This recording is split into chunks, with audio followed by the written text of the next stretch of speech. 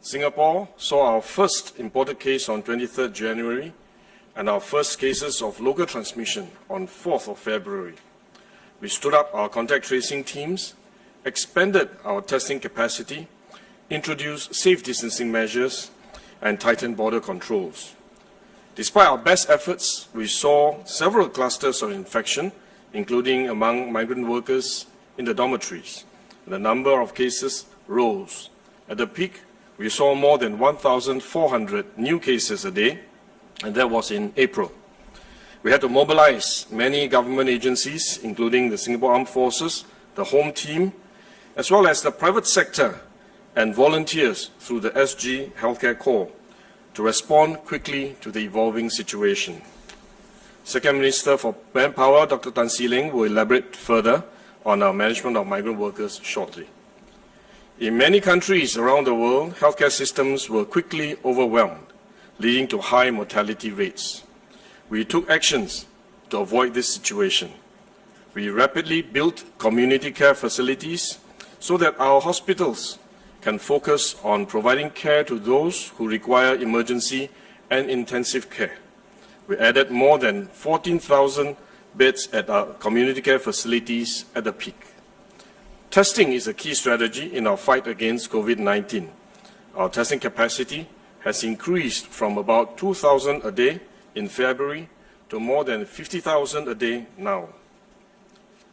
Vaccination is another key strategy that will allow us to protect ourselves and our loved ones against COVID-19 and allow our economy to open up and more social activities to resume.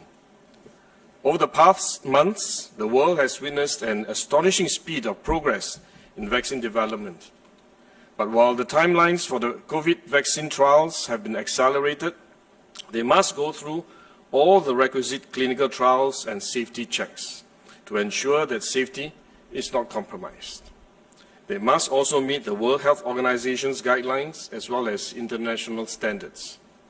I want to assure all Singaporeans that only vaccines that meet strict standards of safety, quality, and effectiveness will be used for our population. My Director of Medical Services will talk more about the vaccines later. To secure early access to vaccines, the government began discussions with pharmaceutical companies in May. We have since signed advance purchase agreements with Moderna, Pfizer-BioNTech, and Sinovac, and are in discussion with a few more. We are also a strong supporter and an active participant of the COVID-19 Vaccine Global Access Facility, or COVAX facility. And as part of our support for vaccine multilateralism and the fair and equitable access and allocation of vaccines, Singapore has also pledged to donate $5 million to the COVAX Advanced Market Commitment Mechanism, which will help low and lower middle income countries to have access to COVID-19 vaccines. The HSA, the Health Sciences Authority, has now granted authorization for Pfizer-BioNTech COVID-19 vaccine for pandemic use in Singapore. In its preliminary recommendations, the government-appointed expert committee has also endorsed the use of this vaccine in Singapore in individuals aged 16 years and above, after having reviewed its safety and efficacy data for different population segments in Singapore. COVID-19 vaccination will be voluntary. However, we strongly encourage everyone to get vaccinated. To ensure the accessibility of the vaccine and encourage take-up, the vaccination will be free for all Singaporeans and long-term residents in Singapore. We will progressively vaccinate our population. And our first priority must be for those who are at greater risk and hence most in need of COVID-19 vaccination. These include healthcare workers and COVID-19 frontline workers, and volunteer groups and the vulnerable groups such as the elderly. This is consistent with the WHO's recommendations. As we prepare for Phase 3, I want to thank everyone who has contributed in their own ways, big and small, to keep Singapore safe, and the personal sacrifices you have made for the collective well-being of fellow Singaporeans. But even as we embark on Phase 3, the journey is not yet over. The sobering truth is that if we let our guard down now, our painstaking efforts over these months could be quickly evaporated. So let us keep up our fight and keep one another safe. If we stay united, we will prevail and emerge stronger as a nation. Let me now say a few words in Mandarin. 让我感谢国人的齐心支持和努力，我们目前把疫情控制住了，也来到了一个重要的里程碑。总理刚刚宣布，我们会在12月28日进入第3阶段的解封。这绝不是我们举办庆功宴的时候。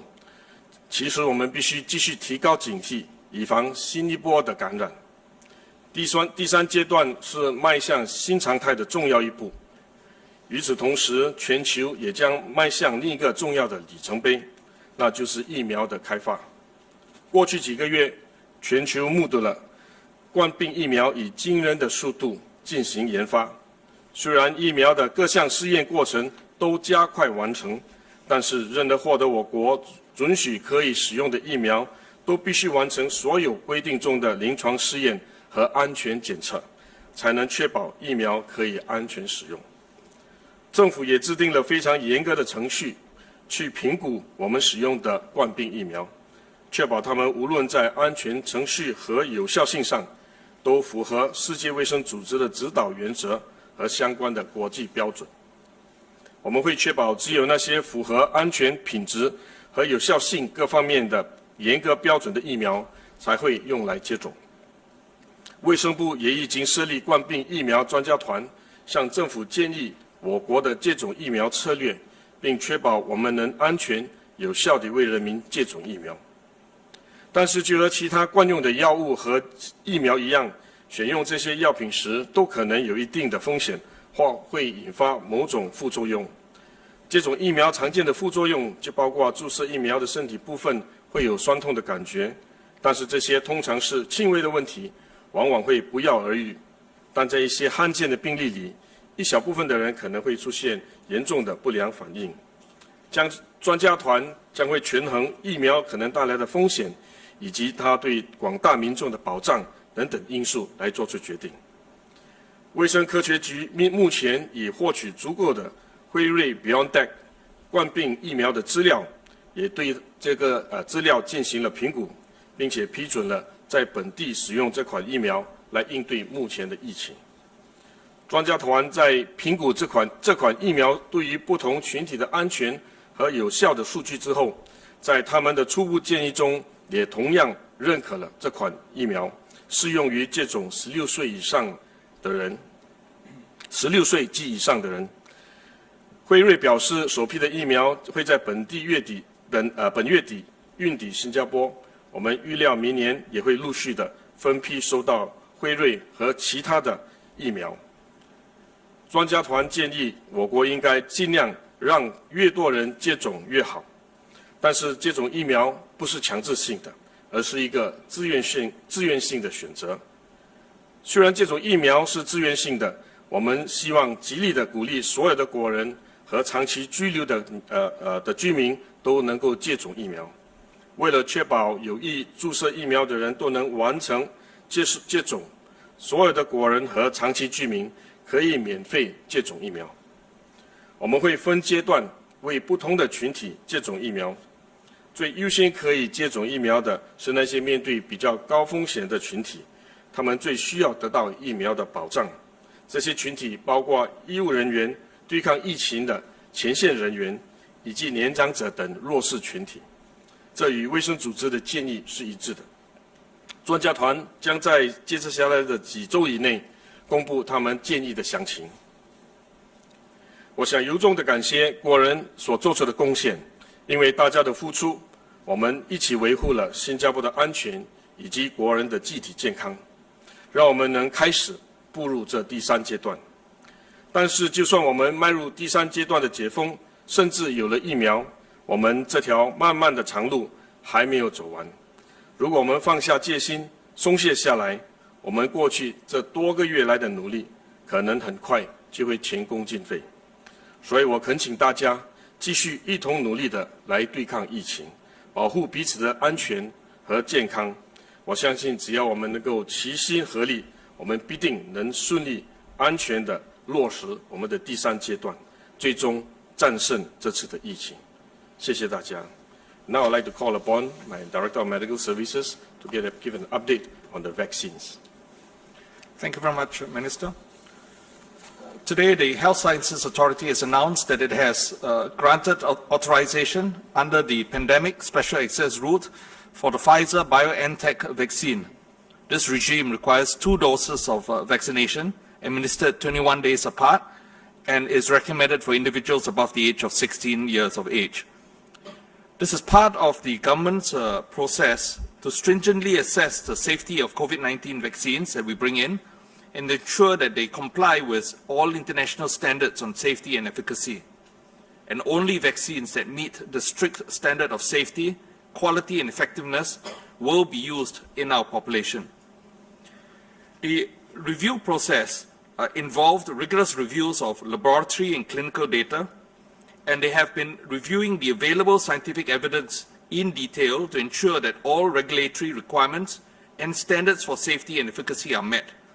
This is similar to what its counterparts in the US, the UK, the European Union, and the WHO have in place.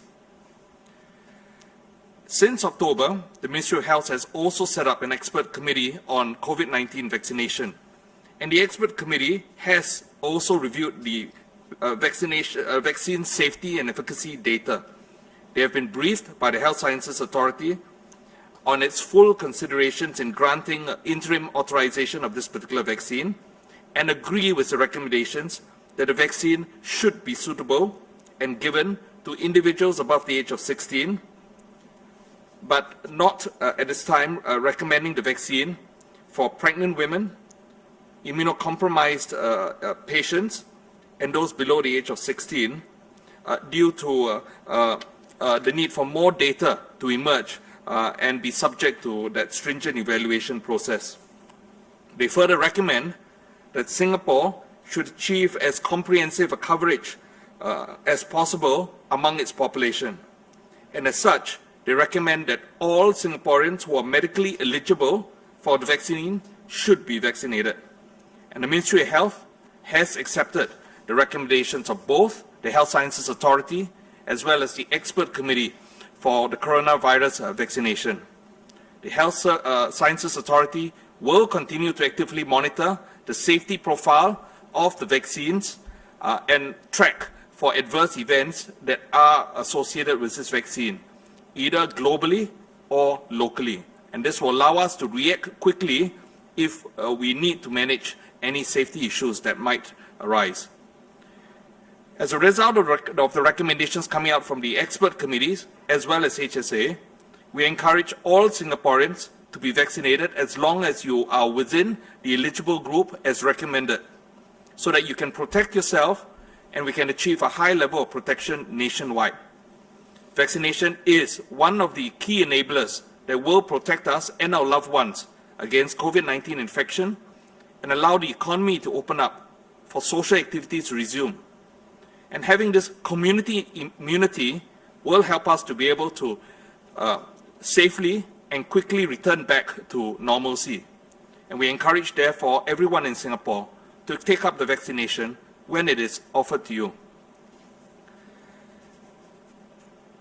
Further assessment of the long-term data will continue to ensure that the immunity that is conferred is long-lasting, and to determine the proportion of the population needs to be vaccinated in order to develop immunity to the COVID-19 virus.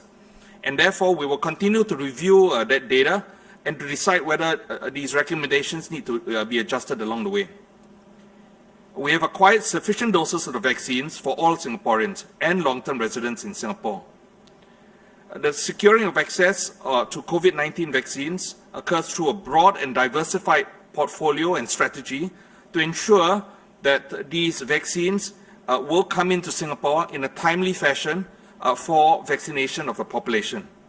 The first shipment is due to arrive in Singapore at the end of December, and the stocks will continue to arrive over the coming months.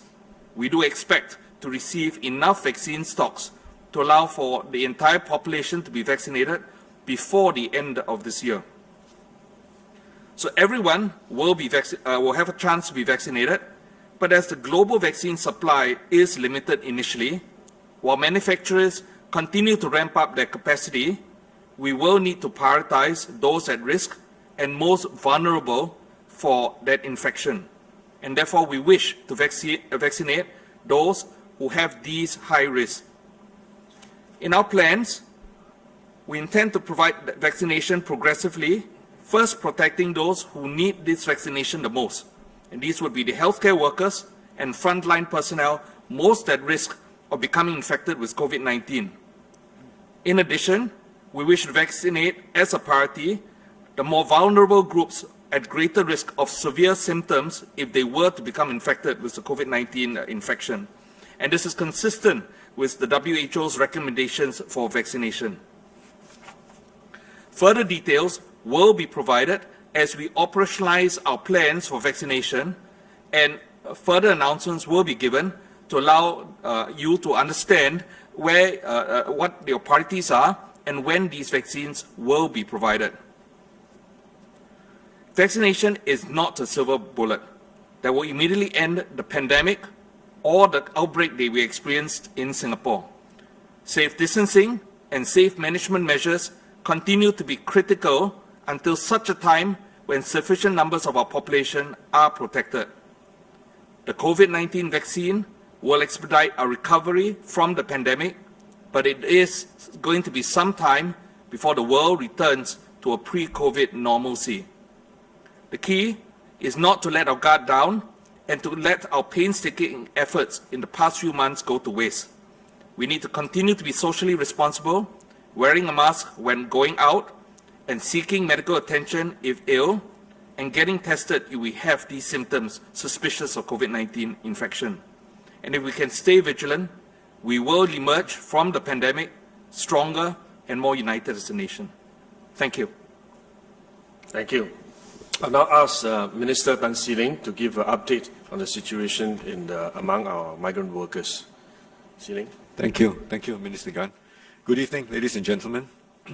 As we move towards phase 3 of our reopening, as well as the easing of restrictions, it is also timely for us to take stock of our efforts in managing the COVID-19 outbreak at the migrant worker dormitories. We have made significant strides since March, when the first cases of COVID-19 infections were detected amongst the migrant workers in the dormitories. The situation at the dormitories has since stabilized, and the dormitories were cleared with workers returning to work, and they are also able to take part in rest days activities. Nevertheless, we have to and we must continue to remain vigilant and take all necessary precautions to maintain this hard-won stability. I would like to share 3 key observations on the efforts thus far, as well as the way forward in safeguarding the health of our migrant workers. First, Singapore has been able to deal with COVID-19 in the migrant worker dormitories because of the fact that we were able to draw on the expertise as well as the resources of multiple stakeholders. We stood up the interagency task force and we mobilized nearly 3,000 officers and volunteers from across the public service, the home team, and the Singapore Armed Forces. We also work closely with the dormitory operators, the employers, the medical community, the NGOs, and other community groups who shared their understanding and their insights into our migrant workers' needs, as well as provided invaluable medical and coordination support on the ground in the dormitories. We also acknowledged the difficulties and the anxieties faced by many of our migrant workers when they were isolated in the dormitories, with their movements restricted and with many of their colleagues and friends tested positive and being isolated and admitted to the care facilities to recover. We could not have contained this virus without the determination, the cooperation, the patience, and the understanding of the migrant workers in the dormitories. they worked with us, they quickly adopted the safe living practices and cooperated with all the measures in place. So we want to say a big thank you to all of them. Ultimately, it took a relentless and whole of society effort to bring the situation under control. Again, I would like to take this opportunity to thank each and every one of the individuals who stepped up to work alongside us in this Herculean effort. We are very glad today that our migrant workers are now able to return back to work. This will be followed by a gradual return to their normal activities with the necessary safe distancing and precautionary contact tracing measures. We have since set up a dedicated team within the Ministry of Manpower called the Assurance, Care and Engagement, or ACE team. And this is to continue with and build on the ongoing efforts to safeguard the health and well-being of all of our migrant workers. Second, we have also put in place a comprehensive testing regime. This allows us to identify workers who are currently infected and those who have had past infections. This helped to avoid isolating recovered workers for overly prolonged periods, and it also allows them to return to their workplaces and dormitories sooner. At the start of the outbreak at the dormitories in March, our top priority then was to contain the spread of COVID-19 in the dormitories, as well as take care of the health of these migrant workers who were affected. Once we were able to manage this successfully, sometime in early June, we pivoted our focus to the clearing of workers and dormitories so that the recovered and the infection-free workers can resume work safely. By the end of May, the scientific literature highlighted that a significant number of infected persons were asymptomatic, but they too contributed to the spread of COVID-19. At the same time, local and international data also showed that infected persons could continue to shed non-infectious viral fragments for up to several months, even after they have recovered from COVID-19. This meant, therefore, that we needed an even more comprehensive testing strategy that can separate migrant workers who had never been infected or who had had the virus earlier but were no longer infectious from those who were currently infected or potentially harboring the virus without any symptoms. And that was why we made the decision to systematically screen all migrant workers living in dormitories to allow workers to return to work quickly and safely. So we used a combination of PCR and serological tests. We continued to rely on PCR tests to identify newly infected workers because that's the gold standard according to WHO guidelines. This has been and still remains till today the globally accepted standard for testing, especially in the diagnosis of acute infections of COVID-19 for the purposes of clinical care and also for contact tracing. For workers from dormitories with higher levels of infection, we use serological tests which detects antibodies to COVID-19 from a blood sample. So the serology tests are different from the PCR test, which uses the swab. The serological testing uses blood sample. This enables us to identify past infections.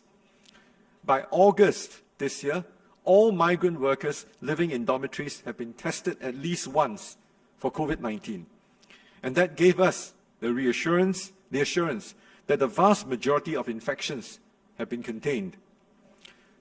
On the 13th of October was a significant milestone for us because there were no new cases detected in the dormitories for the first time since the 25th of March. And in the past 2 months, the new cases in the dormitories have continued to be low. Our testing and medical strategy have helped us to achieve good health outcomes for our migrant workers.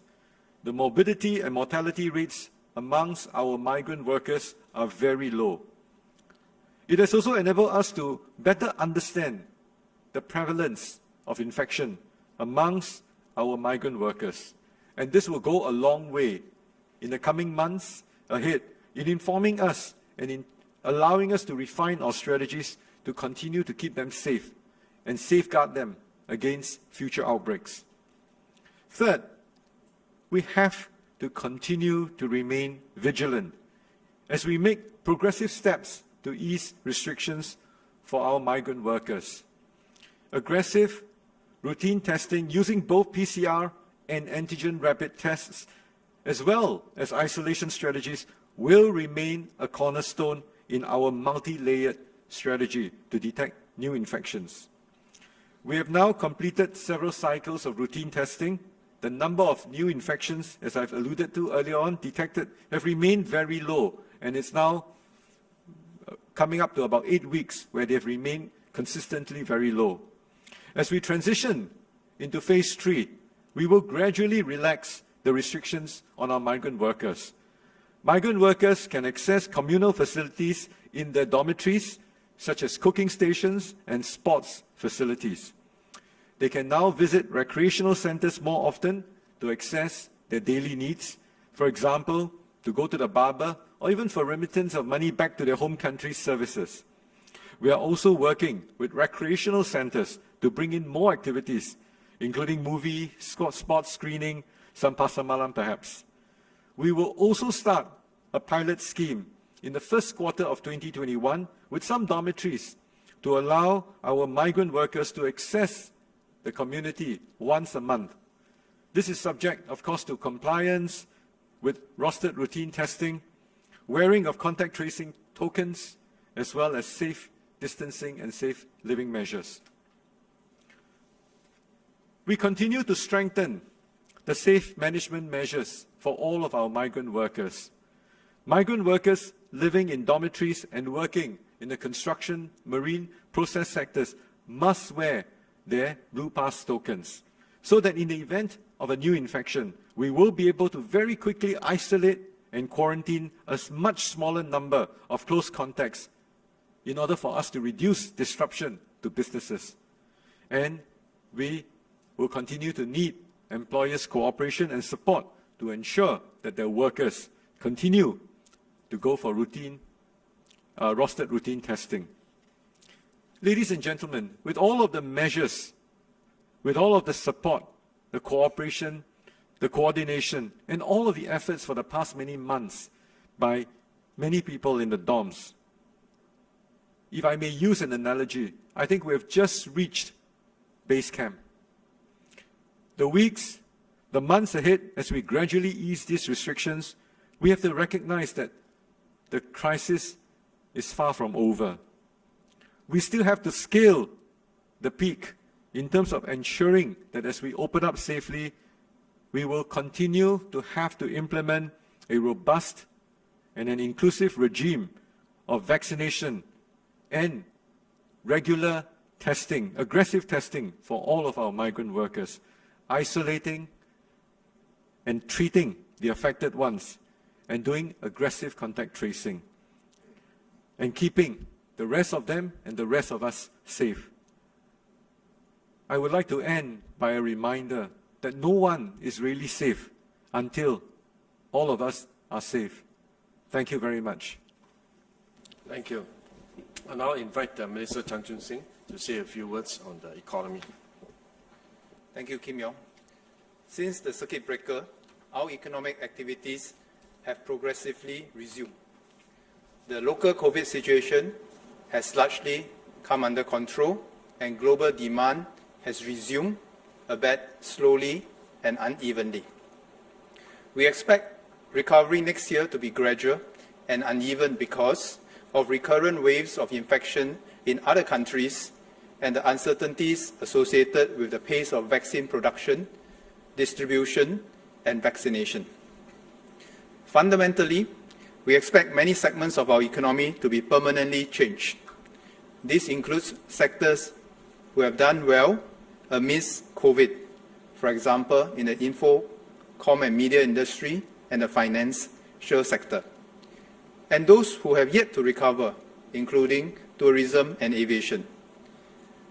This is because global production, value, and supply chains are being reorganized to respond to new threats that have been exacerbated by COVID. The changes in technology, geopolitical uncertainties, the search for resilience besides efficiency, and the significant increase in remote working possibilities will reshape the global economy and competition for jobs. As such, we will not return to the pre-COVID world. We should pivot to seize new opportunities and overcome the current challenges starting now. Moving forward into phase 3, our approach remains as follows. First, to resume our economic activities safely in a steady, consistent, and sustainable manner.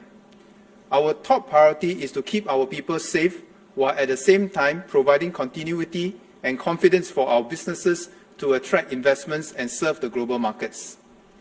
More businesses and activities will resume in phase 3. The details are in the media release.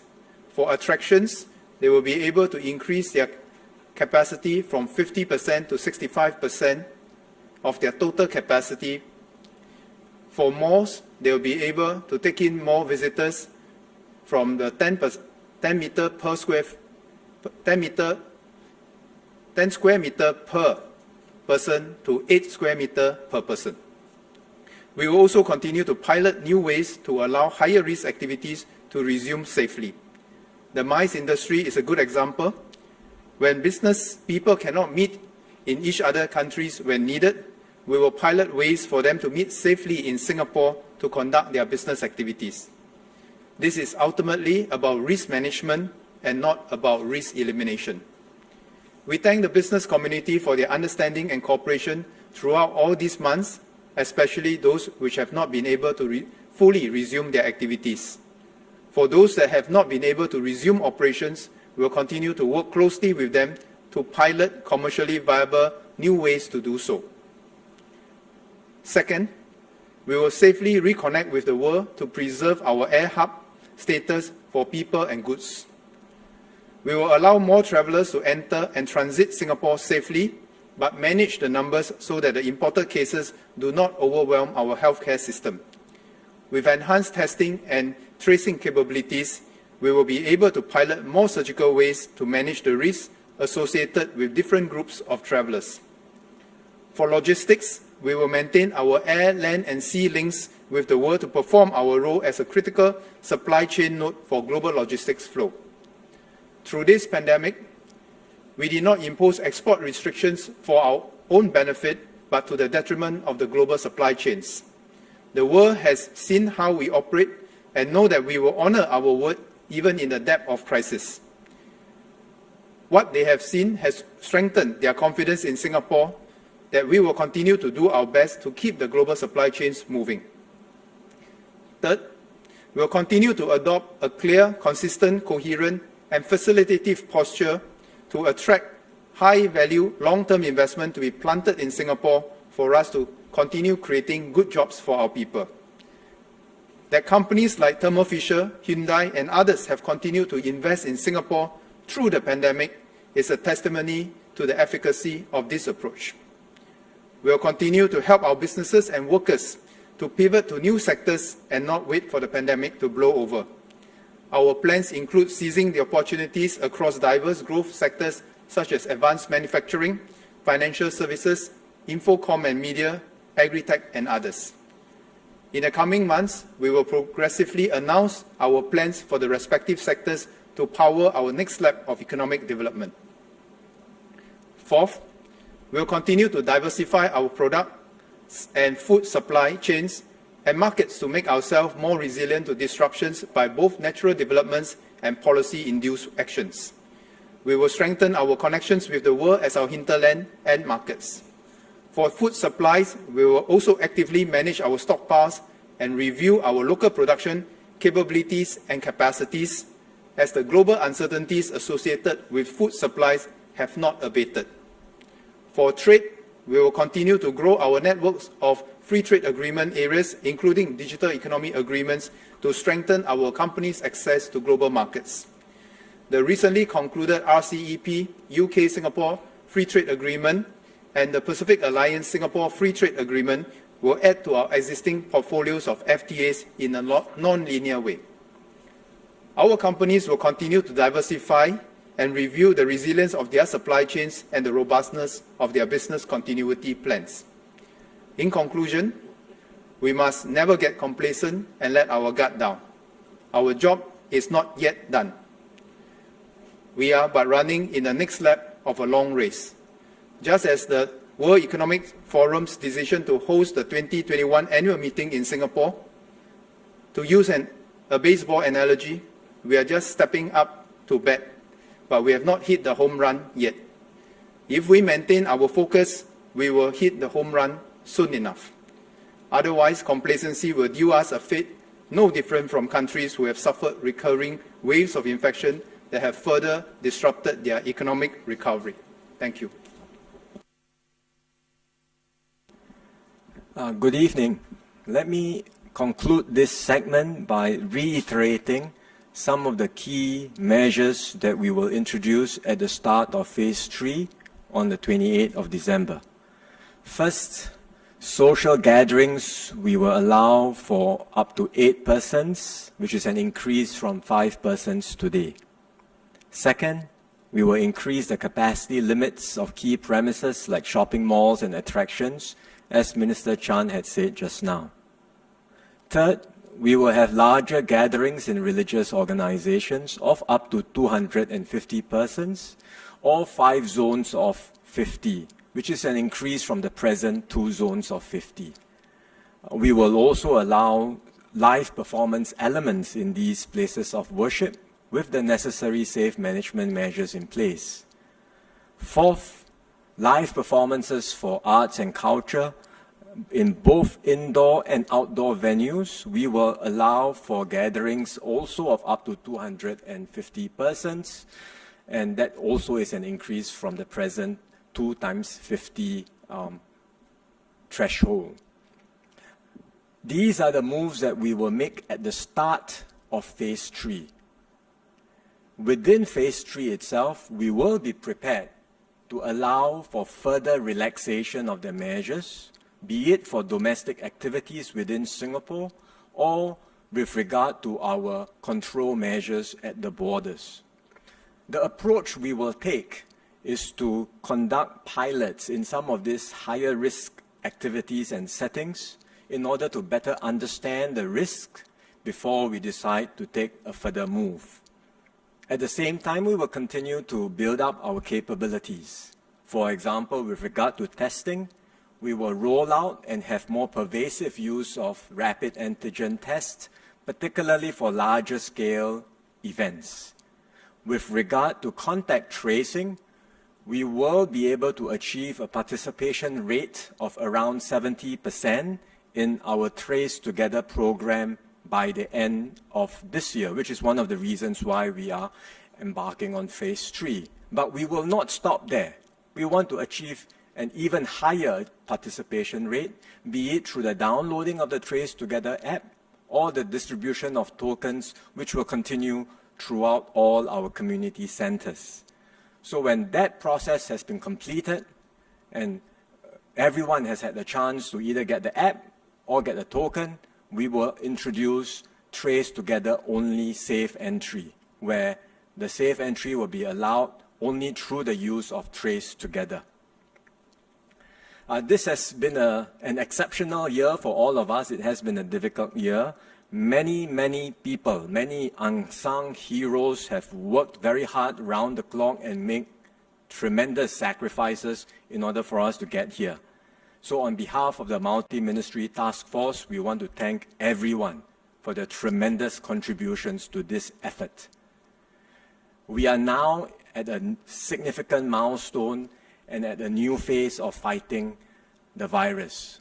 But all our hard-won gains against COVID-19 will evaporate if we start to relax now.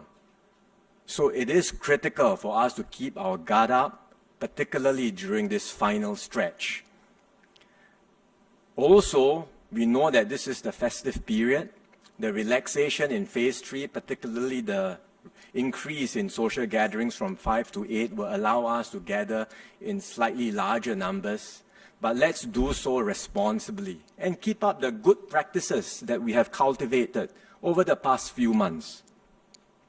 Earlier this year, I said that this fight against COVID-19 was going to be a marathon and not a sprint.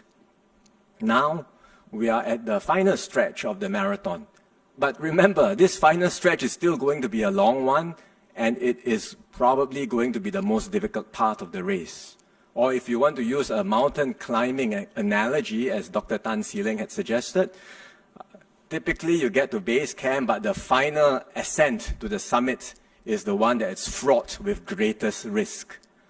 So we really need to stay disciplined and focused all the way through the end. Let's work together to win this fight against COVID-19 and make 2021 a better, healthier, and safer year for all of us. Thank you. Thank you. I'll invite questions from the journalists. Thank you, Ministers, DMS. We will now begin with the question and answer. A gentle reminder to members of media that we will only take one question from each media to allow more to participate. May we now have the first question from Chapao. Soon Ket, please. Hi, good evening, Ministers and DMS. I've got a question. Why is the vaccination program made voluntary and not mandatory? And how does the government hope to encourage greater public acceptance of vaccination apart from making it free? Thank you. I'll ask the DMS to elaborate, but let me just say that in Singapore, we are very, very few vaccines that are mandatory. Measles is one of them. Beyond that, very few vaccinations are made mandatory because we do want to respect people's choice, but we want to encourage as many people as possible to be vaccinated because we have assessed that this particular vaccine is effective and safe for individuals to take up, according to the recommendation of HSA and the expert committee. And we do want to go out and have a public education campaign in the weeks and months ahead to share the details of this vaccine and how it protects our population against infection and the benefits of the vaccine, and to share with them more details of the vaccine so as to convince them that it is safe for us to be vaccinated. And of course, Prime Minister has said that he and his colleagues, I'm sure including myself, will be part of this vaccination process as well. DMS? Thank you. Before I respond to the question specifically, I wish to make a clarification to what I had spoken about earlier. While we are making all attempts to bring the vaccines in a timely fashion, this will occur in phases. And we do expect that all Singaporeans will be able to get vaccinated before the end of 2021, not the end of this year. Now, coming back specifically to the question that was asked on vaccination programs, why we made it voluntary, we have to understand that at this point in time, we still continue to learn more about the disease as well as the vaccine, how effective it is, and what its side effects are. We are assured by the data that's come out so far with regard to the Pfizer vaccine that any side effects encountered so far, while common in some groups of patients, they are indeed minor and often would settle within 48 hours. However, long-term data for these vaccines still continues to come in, and we are continuing to study the vaccine profile, the side effects that may arise, and it's prudent for us to make recommendations, but not necessarily force every Singaporean to adopt the vaccine. Also, Singaporeans may have a variety of different medical conditions in their medical history that may require us to be a little bit more prudent or to specifically match certain types of vaccines to their condition to ensure that their safety is upheld. So on that basis, in addition to what Minister has said, we've chosen to respect the choice of Singaporeans and not to insist that every Singaporean get vaccinated at this time. That said, we strongly believe that vaccination is a critical component of the strategy to bring us out of this pandemic, and we will be encouraging and recommending all Singaporeans to consider taking up this vaccine. To provide more information to allow Singaporeans to make an informed choice, we will be continuing a strategy of engagement, providing more information to clarify the status of vaccines, how beneficial they may be, what possible experiences Singaporeans may encounter as they come forward for vaccines, and what to expect. And we hope that this part of the education process will allow all of us then to make an informed decision and have confidence that vaccines are effective and safe. I should also add that, again, the vaccine is not the only measure against COVID-19. Vaccination has to be taken in the context of the whole host of a measure that we are putting in place. We must continue with safe distancing. We must continue with testing, aggressive testing, and the various measures that are put in place. So it cannot be seen as a single instrument in our fight against COVID-19. Thank you, Minister. Thank you, DMS. We will now have the next question from CNA. Si Hui, please. Hi, Minister. Okay, for me, my question would be, what happens if the take-up rate of vaccination is low? Is there a target take-up rate? And how do you encourage long-term pass holders to get the jab? What's the second part? I'll answer the first part. We do not have a specific target at the moment. The target is really as high as possible. I think the committee has recommended that we should endeavour to reach out to all Singaporeans and all local residents to encourage them to take up this vaccination, save the group that DMS has mentioned, those that are below 16 and so on.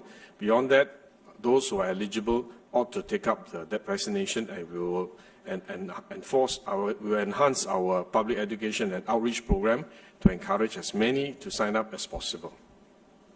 And the second part of the question, I didn't quite get it. Go ahead. For the long-term pass holders, the plan is to make it very convenient in terms of access. So we will be enlisting the help of the medical centres and the providers of these medical services at the regional medical centres within the dorms, over in the sectoral medical centres and some of the recreational centres, as well as some of the community medical clinics that provide support in terms of the screening and the testing to many of the migrant workers. So it will be a phased sort of approach whereby we roll out these vaccinations and offer them to all of the migrant workers. The exact details today, I don't think it's beyond the scope of time that we have today to sort of bring it all out. But in the weeks ahead, as we get visibility over the schedule of the delivery of the vaccines coming in, and based on the very calibrated approach in terms of the needs of the larger population and the community, then we will have a timeline and a schedule to roll out the immunizations for all these long-term pass holders. Thank you. Thank you, Ministers. Can we have the next question from BBC? Karishma, please. Hi, Ministers. Thank you for your update. Congratulations on getting Singapore to phase 3. I wanted to ask about the kinds of vaccinations that you're offering people here. Will everyone get the Pfizer vaccine, or will you be giving some people the Sinovac vaccine from China that was mentioned as one of the vaccines in the mix? How do you decide who gets which one? I'll ask the DMS to elaborate, but because today HSA has only authorized the use of Pfizer-BioNTech vaccine, so for the immediate future, the immediate program for vaccination will be based on this vaccine. I would expect that over time, when more vaccines are authorized and they will then be used as a variety, we do want to have a diversity of sources and vaccines available to us. And some vaccines may have certain limitations, certain criteria, and we will have to assess on a vaccine by vaccine basis to determine which vaccines is more suitable for which segment of population, and if those are, if vaccines are available for the whole population, then we could use a mix of vaccines to make them available to the population. Maybe DMS want to elaborate? Indeed, we adopt a portfolio approach, and this helps us to manage the risks associated with vaccine procurement. And both Prime Minister and Minister Gan have mentioned already that we have entered in procurement arrangements with at least 3 vaccine manufacturers, and that includes Pfizer-BioNTech, as well as the Moderna and Sinovac. However, I should stress again that we have yet to register all these vaccines. It's only the Pfizer-BioNTech vaccine that has passed the scrutiny of HSA under its interim authorization process and has granted this interim authorization. We are hopeful that as the data emerges from the other companies and these data is submitted to the HSA, that due diligence can be conducted and eventually further authorization will take place. Once that happens, that provides us with the ability to consider a broader basket of vaccines that can be used to vaccinate Singaporeans. But at this time, it is only the Pfizer vaccine that is available because it's registered and authorized for use in Singapore, and we would plan to start vaccinations using this particular vaccine first. The vaccines that we've looked at comprise of different types of vaccines. Both the Pfizer and Moderna vaccine fall into a category known as mRNA vaccines. The Sinovac vaccine is a live, inactivated virus vaccine, and it may well be that over time there will be data demonstrating that certain types of vaccines might be better suited for certain certain groups of our population. And if that were the case, then we would discuss with our expert committee whether we should differentiate our vaccine strategy further to offer certain types of vaccines to certain types of our population. But as yet, we have not made such recommendations. This would be subject to further review depending on the evidence and data that emerges submitted by the vaccine companies. So for now, we would be using the Pfizer vaccine. Our current recommendation is to offer this to the population of Singapore, prioritizing healthcare workers, those working in the front line, as well as vulnerable patients who do not have any medical contraindications for vaccination. Thank you, Minister. DMS. Can we have the next question from Bloomberg? Philip, please. Hi, thank you very much. So as you know, migrant workers accounted for the overwhelming majority of cases in Singapore, and they also continue to live in these very hard conditions as we just reviewed. So as such, are they currently being considered a priority group or a vulnerable group for the vaccine? Will they be among the first to get the jab when the first batch comes? Will they be included in that? Thank you. Thank you for the question. We take a very calibrated approach. I think given the vast amount of rostered routine testing that we've done, on the average, if you looked at the number of tests that we've been doing every fortnight, so every day we run the tests in between 10,000 to about 12,000 tests on any given day that we do in terms of these PCR tests. So we have been able to fairly precisely and accurately segmented the groups into those that are not immune, to those that have recovered and have that immunity. And up to this day, we still check on them very regularly. So when we've established the schedule of the onboarding of the vaccines, and today I think PM has said that the bulk of the vaccines will all come on board over the next few months. By the time we have the 3 different types of vaccines coming in, I believe a more robust schedule would be then started, and we will roll out these vaccines to the migrant worker population who are currently not immune, meaning that they are COVID naive. So that is how we intend to segment them. So to answer your question, at this particular point in time, in terms of the, if you look at what we've reported thus far, based on the population that we have, which is about 300,000, roughly about 100,000 of these are not immune. So we will be prioritizing this group of workers first, over and above the other colleagues and the new ones coming in, because we are also gradually relaxing the border to allowing more migrant workers to come into. Some of those who are existing pass holders who have gone back for a break or vacation, we are allowing them to start to come back. So obviously we'll be screening this group as well.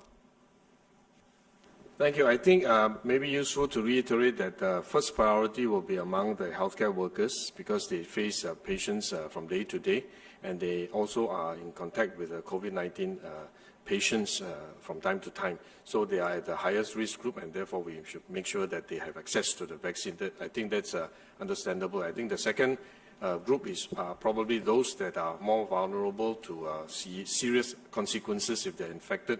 This will include the seniors and those who are, have pre-existing conditions. We may need to vaccinate them first. And thereafter, there will be different groups that may have a different priority. Even among the migrant workers, you may need to segregate them, but there may be those who are more involved in activities and business or economic activities that are more exposed to potential infection, then you may need to prioritize them. But I think those will be in the second round. The first round, the priorities, I think, is quite clear. And we need to prioritize the first few rounds also partly because the supplies are likely to be limited because of the volume that the producers are able to manufacture and the operational challenges of having to vaccinate a large number of population. So the initial part, I think the prioritization is a lot more critical.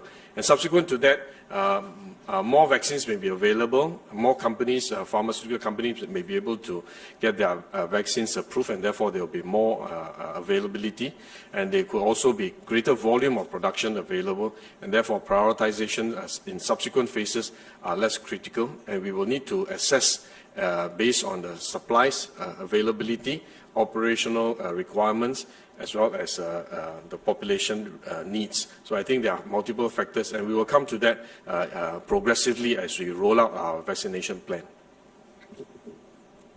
Thank you, Ministers. Can we have the next question from Straits Times? Selma, please. Thank you. Still, on the subject of foreign workers and the serology and PCR tests, about half of the workers are now protected from COVID-19 because they either had the PCR positive or serology positive. So that means they do not need to be vaccinated. The question is, were the same serology tests done among the population at large?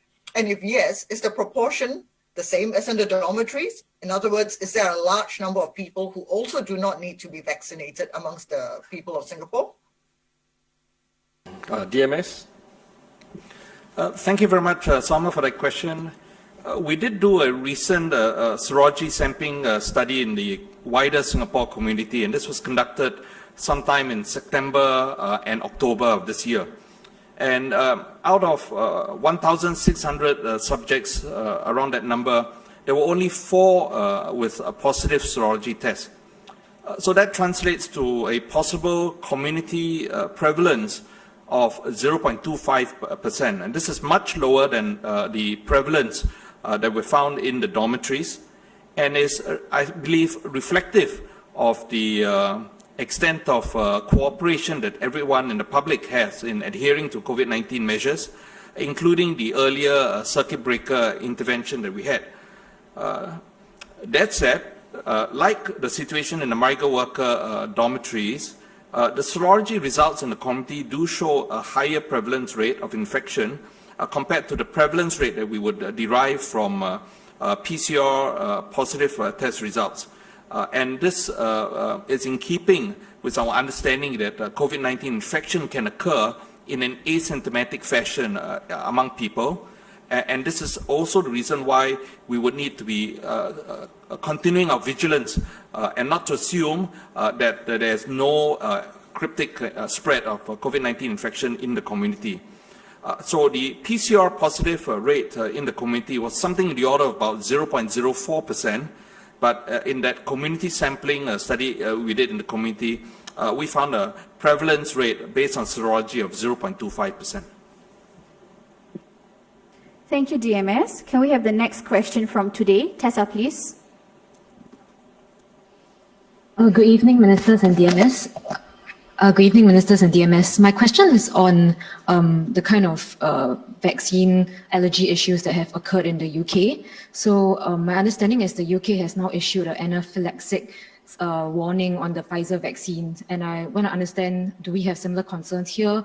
Are we going to follow suit with the UK and also have issued the same warning? What is our reaction to this kind of allergic reaction that the UK has seen? Thank you.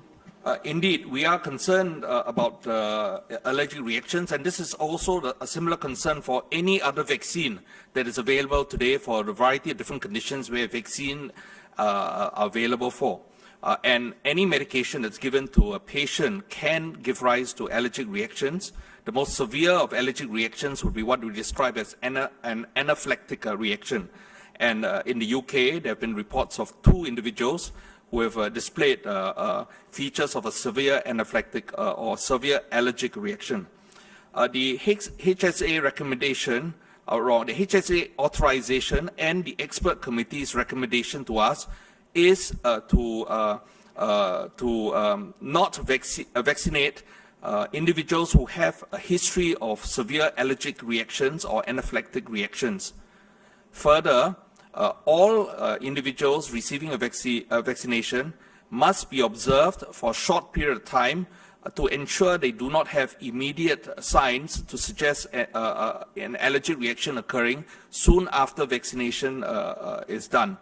If an individual has some allergic reactions after that first dose of a vaccine being given, the recommendation is then not to complete and give that second dose, given that a reaction has occurred already with that first dose. So we err on the side of safety. We want to make sure that we do not expose members of the public who are vaccinated to that risk of vaccine-related allergies. And on the basis of a history of allergic reactions or an actual documented reaction occurring as a result of this vaccine being given, we will not give any further vaccinations to that individual. Thank you, DMS. Can we have the next question from Mothership? Jane, please. Hi, just want to ask, if the take-up rate for the vaccination is high, will certain safe distancing measures change for the people who have been vaccinated? So, for example, this could be wearing of masks, number of people allowed to meet in a group, or work from home. Sorry, I just want to clarify. You are saying that if will we change the rules with regard to working from home and wearing a mask when we have a vaccination program? Is it? Yeah, and specifically for the people who are vaccinated, because COVID won't be as much of a concern for them. Okay, so let me, maybe Lawrence can add on later on. I just wanted to say that we have to be quite careful with the approach, the idea of a vaccination. Currently, vaccination protects the person who is vaccinated, and the evidence of whether it has protection against transmission from the person who is vaccinated to another person, the evidence is still being studied, so we do not have a clear evidence of that yet. There's a likelihood that it will provide some protection, prevention against transmission, but the evidence is not yet conclusive, so we still have to continue to monitor the science in that aspect. So we cannot assume that once you're vaccinated, therefore you are not likely to transmit to any other person and you can take off your mask and do whatever you want. I think that is too early at this stage to reach the conclusion. And therefore, as I mentioned earlier, despite vaccination, all the safe distancing measures must still continue to be observed. And we will monitor the development in this area, and we will adjust our SMM safe management measures progressively as time goes on. Maybe Lawrence can add on. Well, so just to reiterate the point that we really need to look at all the measures holistically: vaccination, testing, safe management measures, and make sure that we have a full suite of precautions and safeguards. we will need to assess, as Minister Gan said, the effectiveness of the vaccine, not just in protecting yourself, which we already know, but the extent to which the vaccine will help reduce transmission risk. We know it will, but we do need a better assessment of how far it will go in reducing transmission risk before we can then look at it holistically and see what sort of adjustments can be made in the other safe management measures. So for now, please understand, a vaccine is not a ticket to freedom to do anything you want. Thank you, Ministers. Can we have the next question from Reuters? Chen Lin, please. Good evening, Ministers and DMS. So just now, Professor Kenneth Mark mentioned that Singapore has acquired sufficient vaccines for all Singaporeans and long-term residents. So how many vaccines exactly have we secured? And how many have we secured of Pfizer, Moderna, and Sinovac, respectively? Thank you. Suffice it to say that the number of regimes that we have secured, and when I say regime, it would be 2 doses per person, given that one regime requires 2 doses. It is sufficient, more than enough for the population of Singaporeans and long-term residents in Singapore. There are some commercial sensitivities, and the advance purchase agreements contain some confidentiality clauses. We would not be at liberty to mention specific numbers just yet. The numbers may in fact change over time simply because of the influence of manufacturing capacity and when these vaccines can be delivered into Singapore. But we have planned a schedule that includes in phases bringing in a total number of vaccine doses that allows for the full vaccine regime to be given to the entire population in Singapore. Thank you, DMS. We will now take the next question from Yahoo. Cassandra, please. Hi, good evening to the panel. The PM said that the Pfizer vaccine will arrive end December. The first shipment will arrive in 1st December. So when exactly would the first shots be administered? We're again working through the process of how we would operationalize vaccination.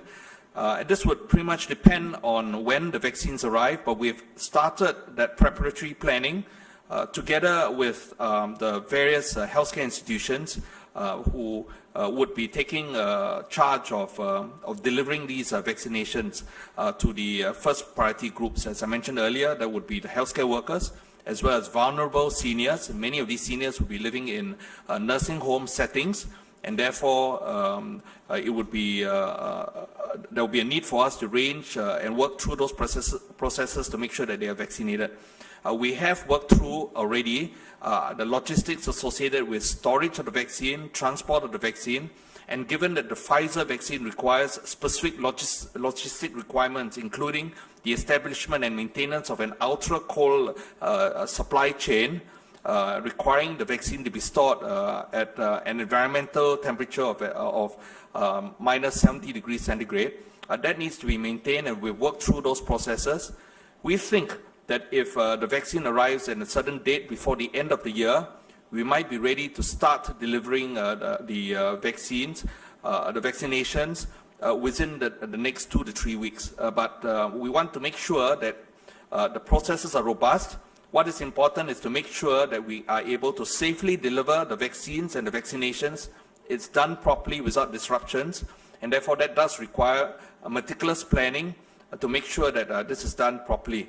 So we're not fussed about whether or not there's a period of time that passes between the vaccines arriving in Singapore and the first vaccination starting, but we do want to make sure that we're able to do this safely to our at-risk populations in Singapore in a timely fashion.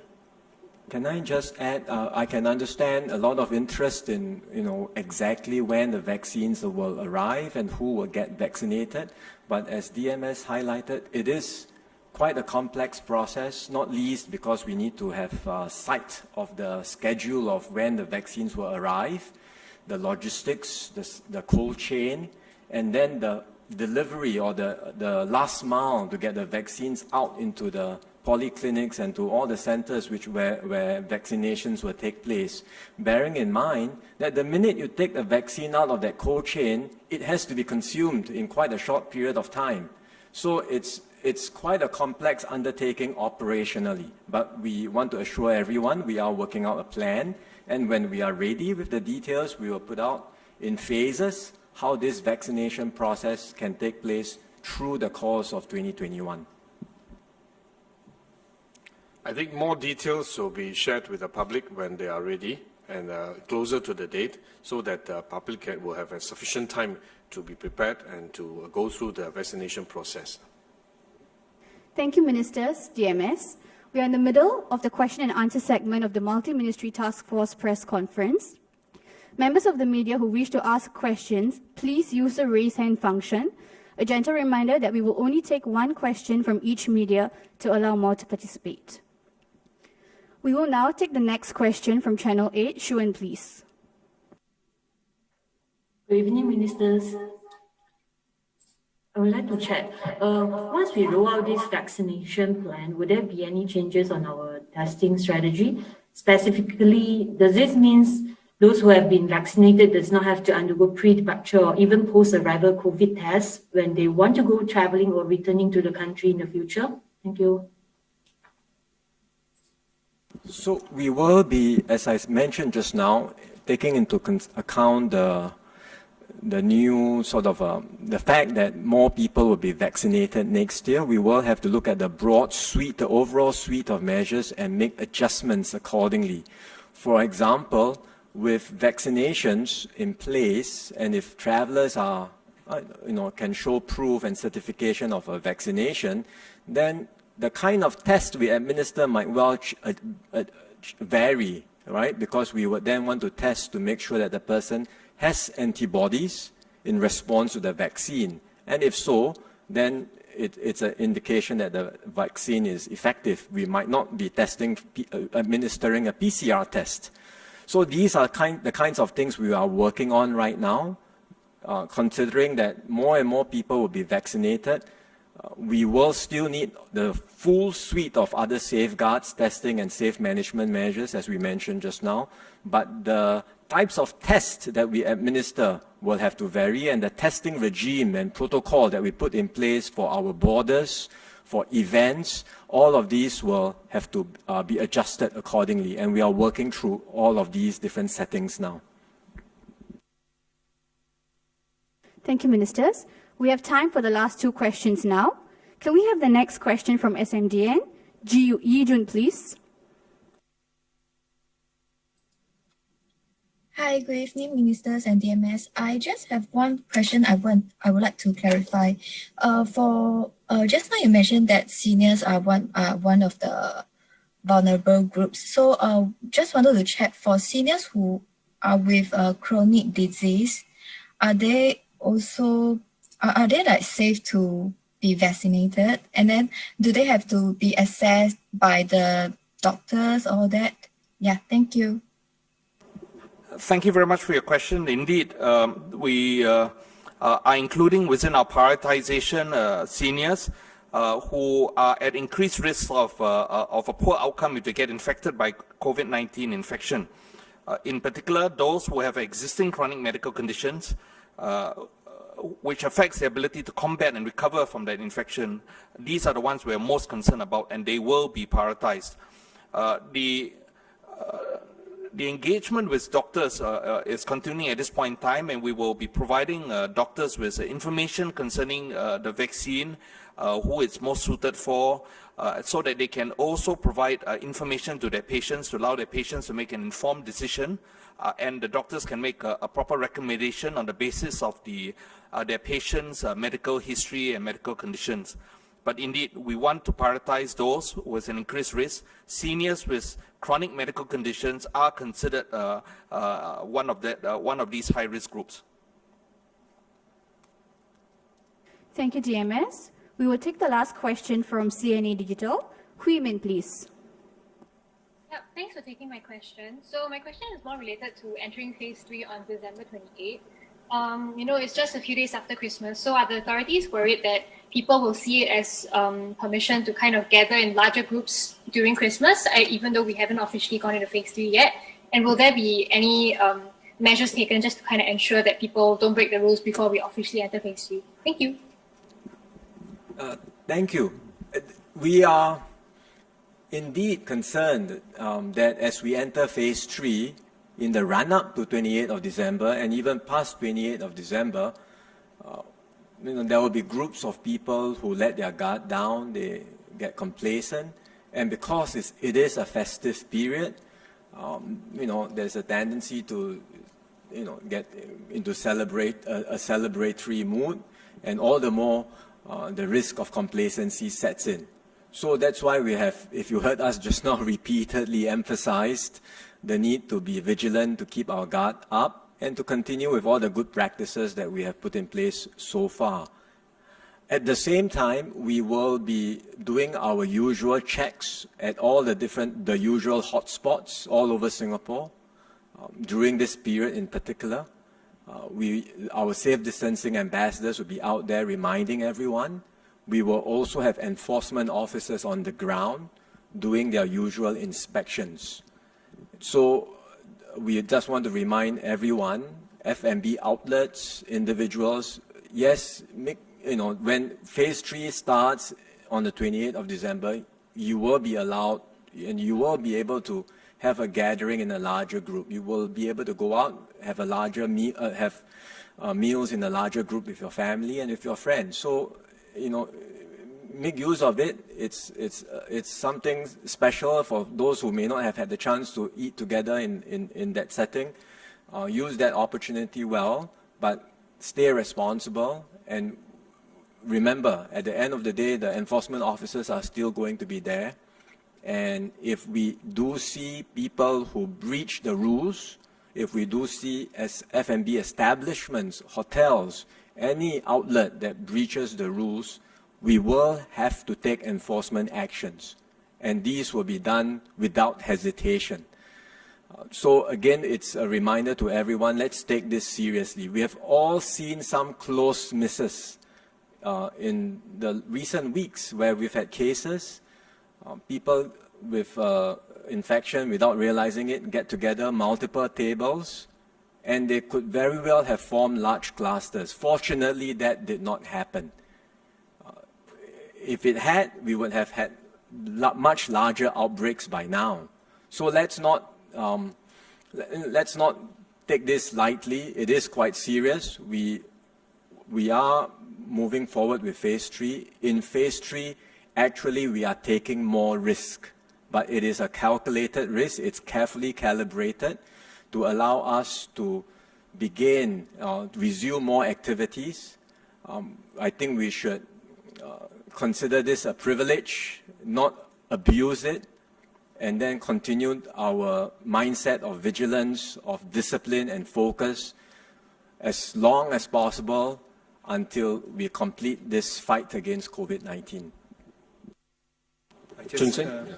Just to add one point to what Minister Lawrence has shared, Enterprise Singapore will be working together with the major retailers to see how we can better improve their layout to create more space for the crowd to disperse within their premises and perhaps to use some of the space beyond their premises. This is to make sure that we are able to better manage the crowd during the year-end festive season and also the period towards Chinese New Year. So we will be making subsequent announcements when the plans are ready with the major retailers. Thank you. I think let me just summarize as we draw this conference to a close. I think as we move towards phase 3, we do expect that the risk will go up, risk of infection will go up as we allow more people to gather. We resume more social activities and economic activities, risk will go up. That means that the enforcement, the discipline has to be strengthened and tightened so that we can continue to contain the risk and keep the number of cases as low as possible so that we can have a smooth and safe journey through the phase 3. So if you look around the world, around us, you can see that multiple waves of new infections are emerging. We can say in Chinese, 四面楚歌, so we know we are faced with many infections around us, so we have to be very careful. The Chinese also say we have to be 步步为营. Every step that we take, we must exercise caution, and we need the cooperation and support of all Singaporeans to allow us to journey through this phase 3 safely and smoothly. So once again, thank you for joining us at this press conference.